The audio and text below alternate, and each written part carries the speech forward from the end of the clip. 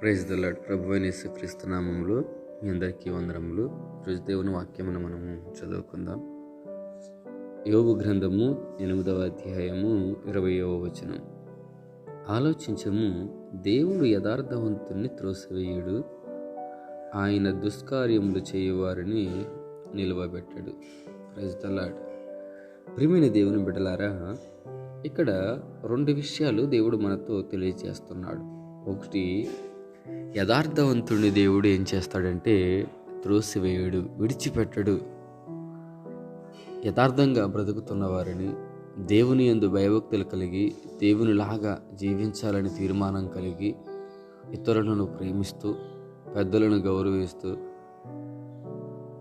ఉన్నవారిని దేవుడు ఏం చేస్తాడంటే త్రోసివేయుడు, తన దగ్గర ఉంచుకుంటాడు. రెండవ విషయం ఏంటంటే దుష్కార్యములు చేయువారిని నిలువబెట్టాడు. దుష్కార్యములంటే మీకు ప్రత్యేకించి చెప్పవసరం లేదు.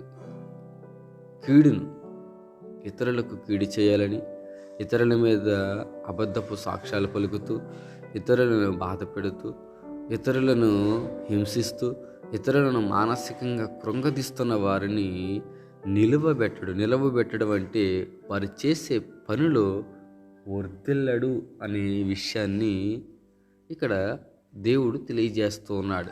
అయితే యథార్థవంతుడు అంటే ఏమిటి అని మీరు మరొకసారి ఆలోచన చేస్తున్నట్లయితే, యథార్థవంతుడు దేవుని ముఖదర్శనము చేయనన్నారు. అంటే దేవుణ్ణి చూసేటటువంటి వాడు, దేవునితో నడిచేటటువంటి వాడు. ఒక మాటలో చెప్పాలంటే చెడుతనాన్ని అసహించుకునేవాడు యథార్థవంతుడు. దేవుని సన్నిధికి వెళుతూ రక్షింపబడి బాప్తిజం తీసుకుని నమ్మకంగా దేవుని సన్నిధిలో కొనసాగుతున్నటువంటి వ్యక్తి యథార్థవంతుడు అన్నమాట, అనగా నీతిమంతుడు. అయితే నీతిమంతులు ఎవరు అని మీరు అనుకోవచ్చు. ఒక్కడునూ లేడు అని బైబిల్ చెప్తుంది.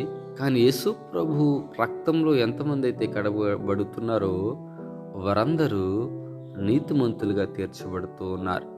కనుక ప్రియమైన దేవుని బిడ్డలారా, నీతిమంతులుగా తీర్చబడిన వారిని దేవుడు విడిచిపెట్టే వ్యక్తి కానే కాదు.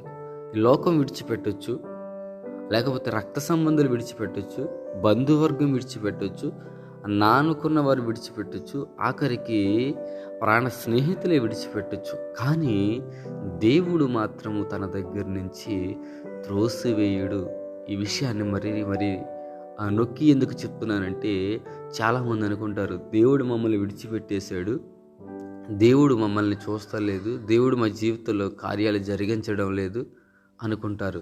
దేవుడు నిన్ను విడిచిపెట్టడు అనే విషయము నీకు మరొకసారి జ్ఞాపకం చేస్తూ ఉన్నాను. అయితే దుష్కార్యం చేసేవారిని మాత్రం దేవుడు తన దగ్గర నిలవనివ్వడు. ఈరోజు నువ్వు ఏ స్థితిలో ఉన్నావు? దేవుడి దగ్గర నిలిచే స్థితిలో ఉన్నావా, లేకపోతే దేవుడు నీ దగ్గర నుంచి గెంటేసే స్థితిలోనే ఉన్నావా? దేవుడి దగ్గర నిలిచే స్థితిలోనే ఉంటే నీ జీవితము గొప్పగా ఉంటుంది.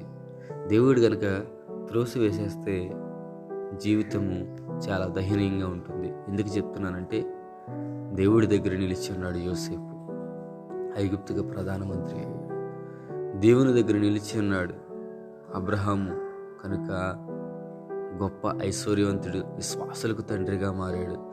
దేవుని దగ్గర నిలిచి ఉన్నాడు దావీదు, కనుక దావీదు మహారాజు అయ్యాడు. తన గర్భం నుంచి యేసుక్రీస్తే వచ్చాడు. దేవుని దగ్గర నిలవలేదు, దేవుడి దగ్గర నుంచి త్రోసివేయబడ్డాడు. కయ్యను దేశదిమ్మరి అయిపోయాడు. దేవుడి దగ్గర నుంచి గెంట వేయబడ్డాడు. గెహజీ పుష్టిని పొందుకున్నాడు. ప్రియమైన దేవుని బిడ్డలారా, ఇలా ఎగ్జాంపుల్ చెప్పాలంటే అనేకములు ఉన్నాయి. అయితే ఈరోజు మనము ఏ స్థితిలో ఉన్నాం? దేవుడి దగ్గర నిలిచే వ్యక్తిగా ఉన్నామా? దేవుడి దగ్గర నుంచి గంటి వేయబడే స్థితిలో ఉన్నామా? దేవుడి దగ్గర నిలిచే వ్యక్తిగా ఉండాలి మీరందరూ అనేది నా ఆశ. కనుక ఈ వాక్యం వింటున్న ప్రియ సహోదరి సహోదరుడా, నువ్వేమన్నా ఒకవేళ దేవుని దగ్గర నుంచి దూరం అయిపోయే స్థితిలో ఉన్నావేమో, ఒకసారి జ్ఞాపకం చేసుకో, ప్రార్థన చేసుకుందాం. పరిశుద్ధుడా నీకే స్తోత్రాలు. నిజమే ప్రభువా, అనేక పర్యాయములు నిన్ను బాధ పెట్టి, నిన్ను దుఃఖపెట్టి నీ దగ్గర నుంచి ప్రభువా దూరం అయిపోతున్న సందర్భాలు మా జీవితంలో కోకొలలుగా కనబడుతూ ఉన్నాయి.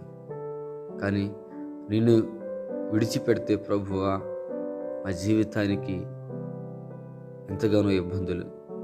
నీతో కలిసి నడిస్తే మా జీవితానికి ఆశీర్వాదం అని నీ వాక్యం చెప్తుంది. కనుక నీతో నిలిచి ఉండే గొప్ప భాగ్యం దయచేయండి. నీ దగ్గర నుంచి మమ్మల్ని త్రోసివేయద్దు ప్రభువా. యథార్థవంతులుగా ఈ వాక్యం ఉంటున్న ప్రతి బిడ్డను నన్ను మీరు మార్చి మీ నామానికి మహిమ తెచ్చుకోనమని, నీ నుంచి రావాల్సినటువంటి ప్రతి ఆశీర్వాదం నీ బిడ్డలకి మీరు అనుగ్రహించి మహిమ పొందమని నజరేయుడైన యేసుక్రీస్తు నామములో అడిగి వేడుకుంటున్నాం పరమ తండ్రి. Amen. God bless you all.